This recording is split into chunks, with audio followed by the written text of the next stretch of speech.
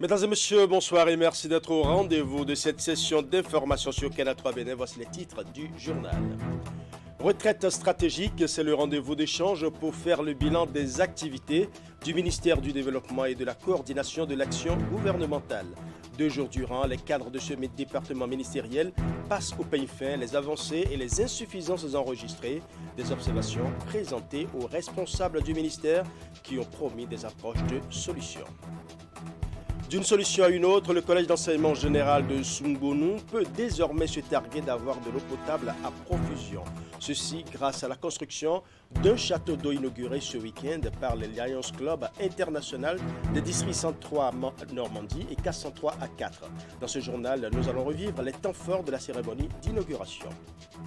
Nous parlerons une fois encore femmes dans ce journal, même si le 8 mars est passé et que nous entamons déjà la première quinzaine du mois d'avril pour l'édition 2023 de la Journée internationale des droits de la femme. Le député Théophile Mpo a communié avec les femmes engagées du bloc républicain de Boukombe, une mobilisation qui a permis aux militantes et sympathisantes BR des 7 arrondissements de Boukombe de se pencher sur les maux qui retardent le décollage socio-économique de leur cité commune. Voilà pour les titres, mesdames et messieurs, à nouveau, bonsoir. Le ministère du Développement et de la coordination de l'action gouvernementale s'arrête 2 jours durant pour faire un bilan de ses activités. Le rendez-vous est dénommé retraite stratégique pour cette 2e édition.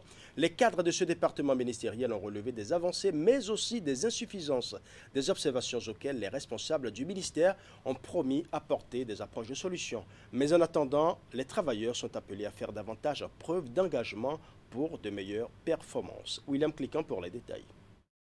La 2e édition de la retraite stratégique du ministère du Développement et de la coordination de l'action gouvernementale est un moment de définition des grandes orientations de l'année 2023.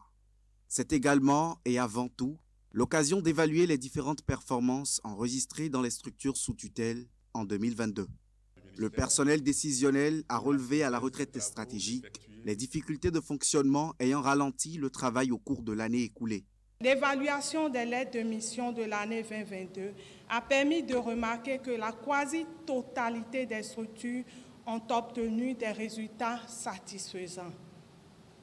À titre illustratif, sur l'ensemble des 18 structures que compte le ministère du Développement, 8 ont obtenu la mention honorable, soit 44%, 6 la mention excellente, soit 33%, et 4 la mention très bien, soit 22%, ce qui donne le total des 100%. Tout en promettant des solutions imminentes et efficaces, le ministre d'État a salué les résultats obtenus. Je veux, après avoir écouté Madame le secrétaire général, vous remercier et vous féliciter pour le travail qui a été accompli toute l'année dernière, dans les conditions difficiles qu'elle a rappelées. Je veux, dans toutes les directions, et en particulier dans les directions départementales, qui ne sont pas tous les jours en contact avec nous, dire mon appréciation sur tout ce qui se fait. Avant de se projeter sur les perspectives de 2023, les agents du ministère du Développement ont eu droit à des communications au cours des 2 jours de ces travaux. Ils ont été entretenus sur les maladies non transmissibles et les conséquences sur la santé. Les cadres ont aussi découvert les innovations du Code de la nationalité béninoise et du guide méthodologique d'élaboration des plans de développement communaux. La 2e édition de cette retraite s'est achevée par la présentation et la validation du plan stratégique du ministère courant la période 2023-2027.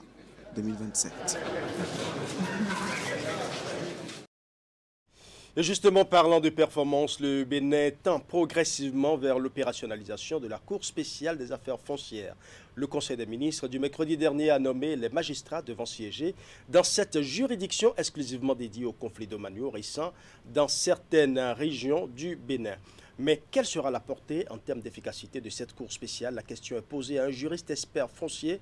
Il relève quelques insuffisances dans la loi portant création de la cour.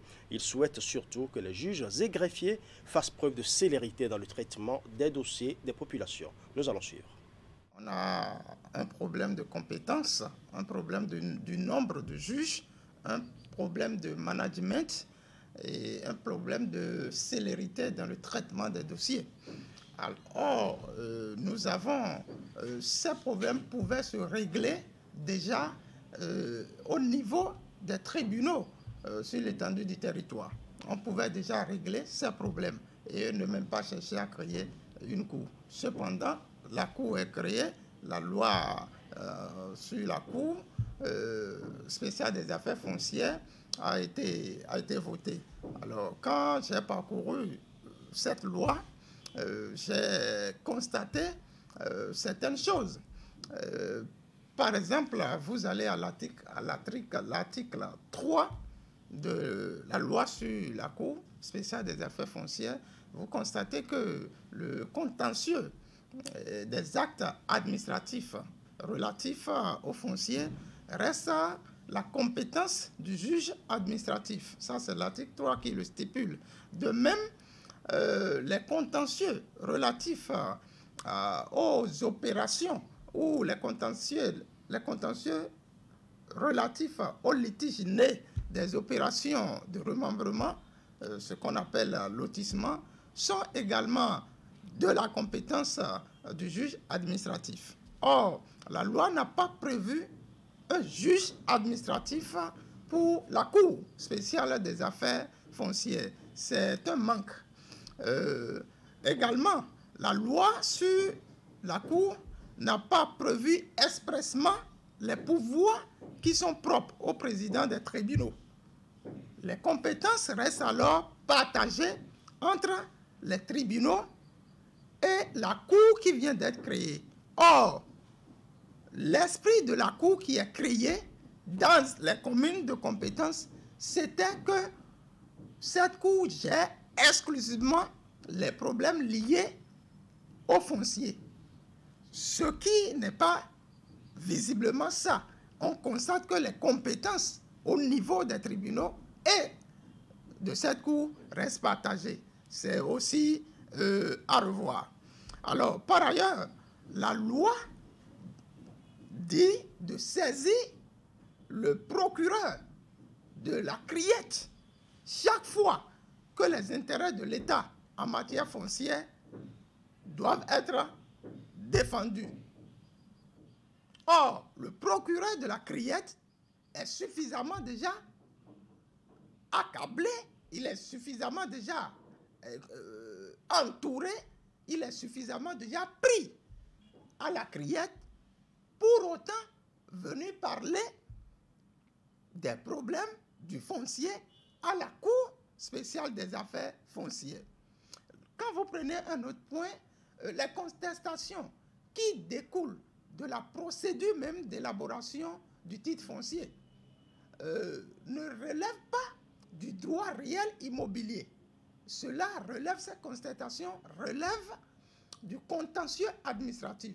Et ce n'est pas évoqué dans la loi qui a créé la Cour spéciale des affaires foncières.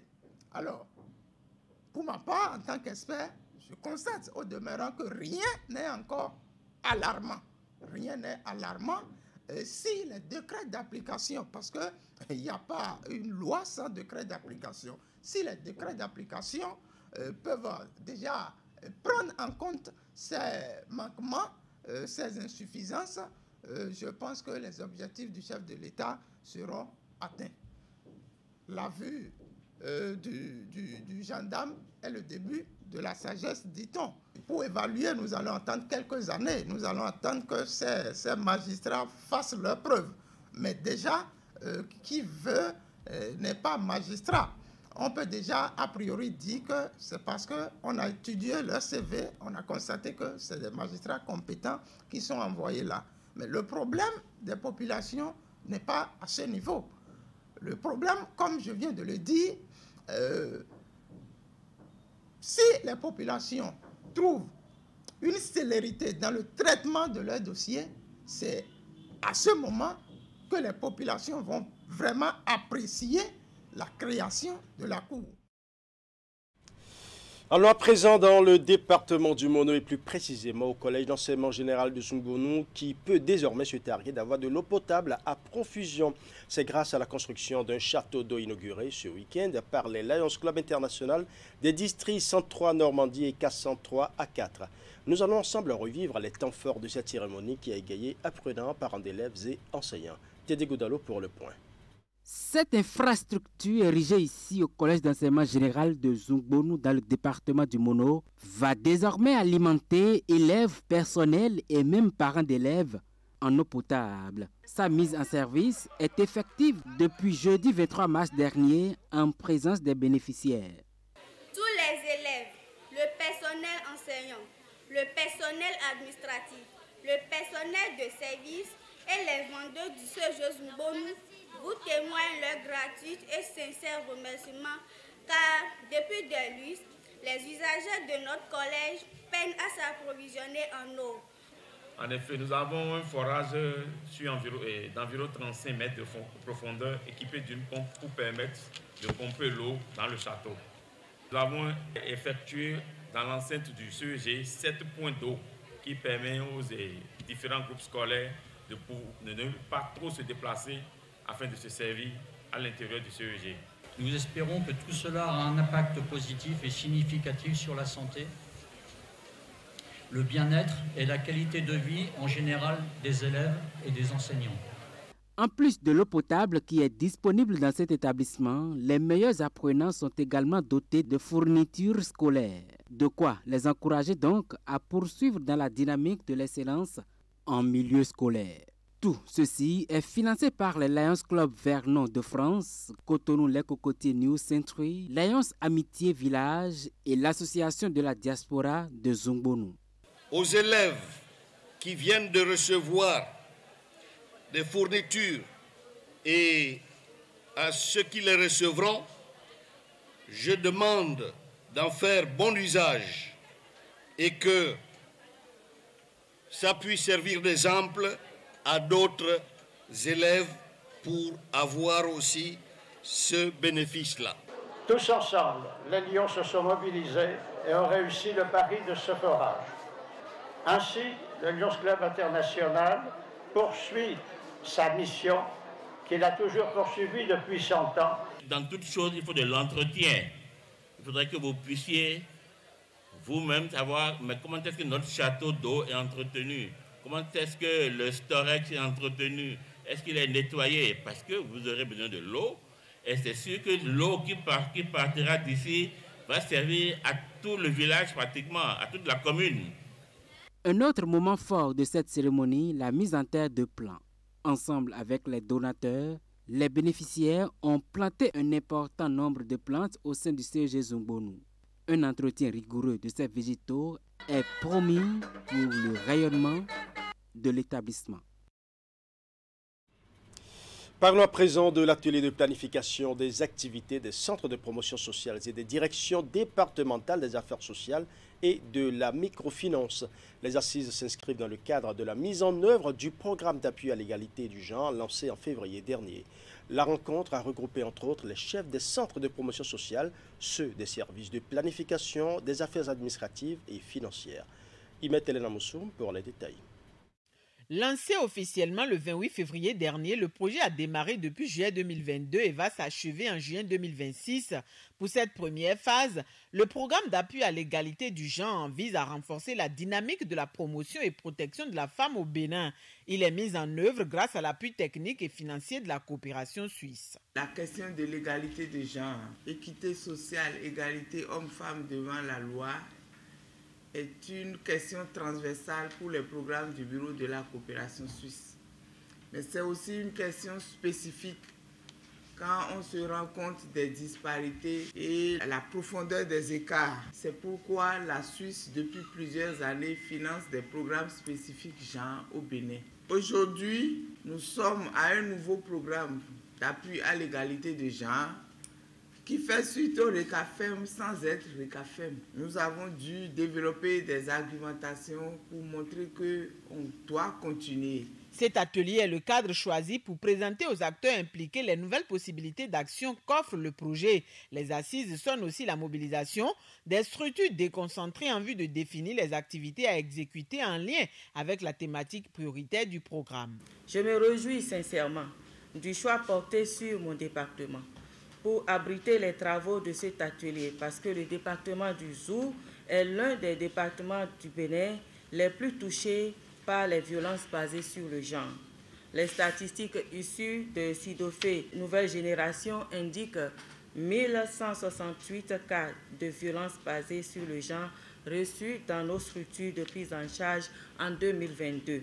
On peut dire que le programme d'appui à l'égalité du genre vient en appui à toutes les initiatives de promotion du genre, puisque son deuxième outcome accorde une importance capitale à la qualité des services sociaux que nous offrons à nos sites. Il vise en effet des approches innovantes de renforcement des capacités des acteurs que nous constituons. De ce nouveau partenariat, nous avons convenu une vingtaine d'activités à exécuter tout au long de l'exercice 2023, avec l'implication des directions centrales, techniques et déconcentrées du ministère, avec un accompagnement financier estimé à 445 millions de francs CFA. Pendant 2 jours, les chefs des centres de promotion partenaires ainsi que ceux des services de planification, des affaires administratives et financières auprès des directions départementales, des affaires sociales et de la microfinance et bien d'autres cadres invités ont eu droit à plusieurs communications, lesquelles ont permis de présenter les objectifs du programme, de même que les modalités de son exécution. La femme reste au cœur de l'information depuis le mois de mars et même si le 8 mars est passé, on continue de célébrer de façon différée la Journée internationale des droits de la femme. Et pour l'édition 2023 de cette journée, les femmes engagées du bloc républicain de Boukombe se sont mobilisées autour de l'honorable Théophile Mpo. Occasion privilégiée pour les militantes et sympathisantes BR des 7 arrondissements de Boukombe de se pencher sur les maux qui retardent le décollage socio-économique de leur cité commune. Nous allons suivre. Dimanche 2 avril 2023, date choisie par ces femmes de Boukombe, toutes militantes et sympathisantes du bloc républicain, pour célébrer en différé la journée dédiée à la femme.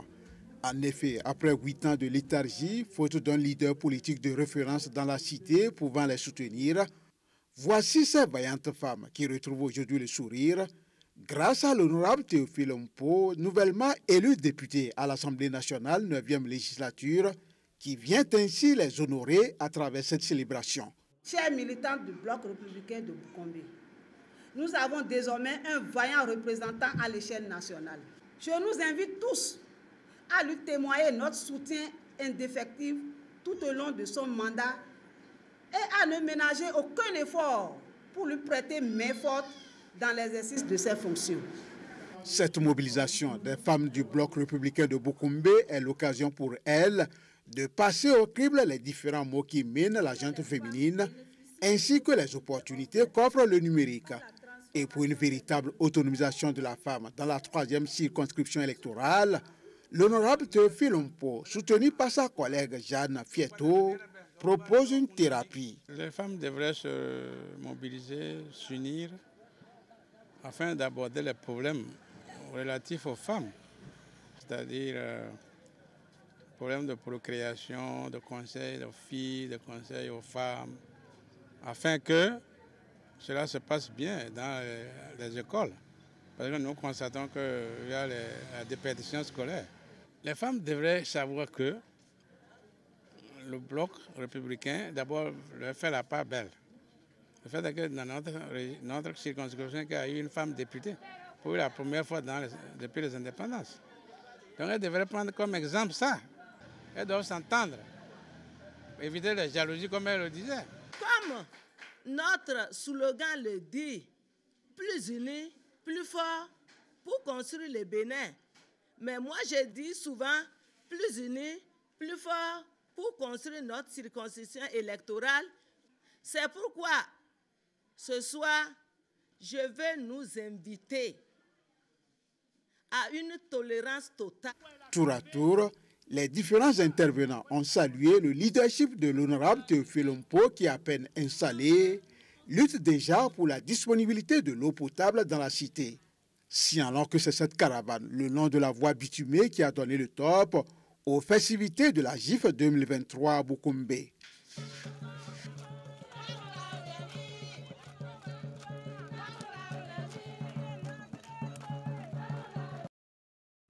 Restons avec les femmes du bloc républicain, cette fois-ci dans la commune de Kobli, qui était aussi en fête ce week-end.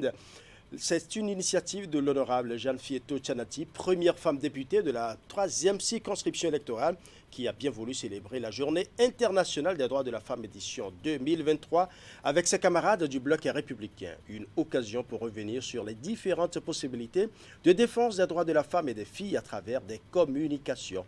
L'initiative de Kobli a été soutenue par les autres communes de la Pendjari. Reportage à Régis Hippolyte Agosso. Elles sont venues de tous les arrondissements de la commune pour célébrer ici, à la Maison des Jeunes de Kobli, et ce, en différé, la journée internationale à elles dédiée. Ces femmes du bloc républicain n'entendent pas rester en marge de cette édition de la GIF. La journée internationale des femmes nous engage à agir pour soutenir les femmes qui revendiquent leurs droits fondamentaux et en paient le prix, pour renforcer la protection contre l'exploitation et les atteintes sexuelles, pour accélérer la pleine participation et le leadership des femmes.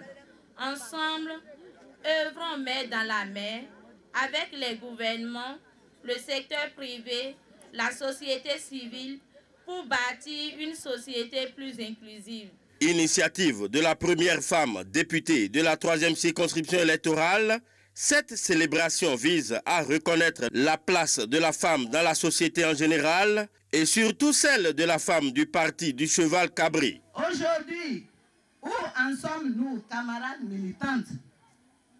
Plus qu'hier, l'activisme féminin s'impose pour la scolarisation totale des filles, leur orientation vers les filières d'avenir technologique, notamment, et leur protection contre les violences basées sur le genre.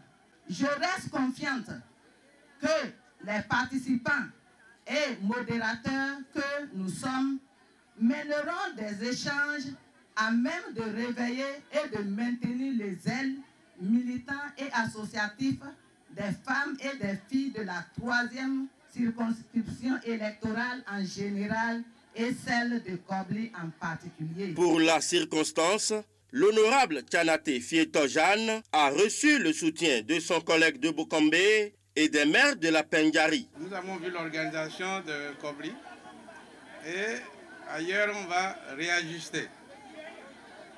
Parce que la femme que nous avons, qui a été élue parmi les 3 députés, se trouve à Kobli.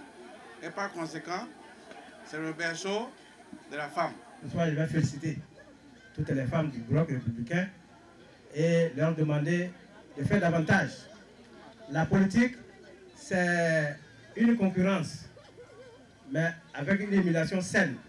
Je crois que les élections sont terminées et tous les élus doivent faire face au développement de leur localité. C'est ça qui est important. Kobli a ouvert cette page d'or en inscrivant, comme d'habitude, la première femme députée de l'histoire. Si nous prenons Kobli comme berceau pour aller de l'avant, la Pendjari, la 3e circonscription ira de l'avant. Fidèle au thème de l'édition 2023 de la Journée internationale des droits de la femme, différentes communications ont été données par des spécialistes. Une célébration rehaussée par diverses animations. GIF toujours, cette fois-ci avec les femmes militantes du parti Les Démocrates de la 19e circonscription électorale. Elles ont célébré ce vendredi en différé la Journée internationale des droits de la femme.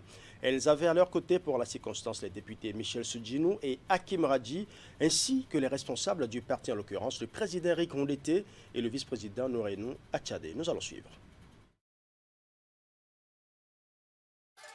Journée internationale de la femme, l'événement n'est pas passé sous silence au niveau des femmes du Parti Les Démocrates de la 19e circonscription électorale. Sous le leadership des députés Michel Soudjinou et Hakim Radji, Elles ont été ici célébrées et magnifiées pour leur rôle dans la société et plus spécifiquement au sein du Parti Les Démocrates. Pour cette édition, nous avons choisi de nous unir autour du thème « Le leadership féminin à l'épreuve des barrières sociales et politiques ». Ceci en tenant compte de l'importance pour nous, femmes, de briser une fois encore la barrière face aux pesanteurs sociologiques ou la participation des femmes aux activités politiques qui, depuis la nuit des temps, est resté un tabou. Aux nombreux obstacles, elles ont brisé le plafond de verre. Elles sont de plus en plus nombreuses à occuper les places jusque-là réservées aux hommes. Pour exemple, notre candidate aux élections présidentielles de 2021, Madame Madougou Rekiat.